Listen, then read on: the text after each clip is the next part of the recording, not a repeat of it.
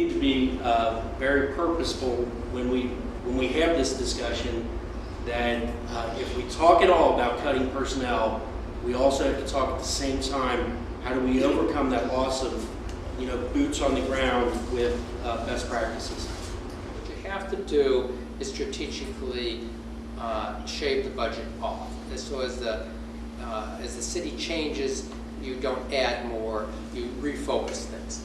A large-scale reduction would cause serious problems. But I think what we can do, and your question alluded to this, is separate the idea that numbers of police equate to public safety.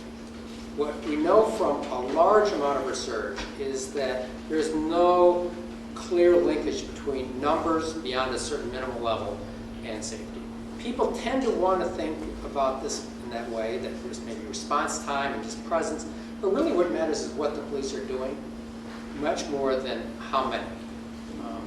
I know from working with California agencies who work at a much lower ratio of police to citizenry that some of them are extraordinarily effective. The Chula Vista Police Department and San Diego Police Department, for example, operate at some of the lowest numbers of officers per capita.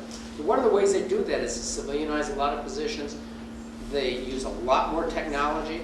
They're a lot more data intensive in trying to strategically put officers where they need to be.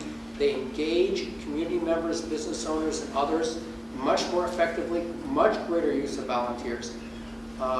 The idea of addressing crime is not seen as just a police issue. It's seen as an issue that incorporates a whole variety of institutions, and that who is going to be at the table and how that is going to be resolved is not assumed to be a police responsibility. In fact, it's sort of assumed that we probably don't want the police involvement a lot, and certainly not for a long time, because we can't sustain it.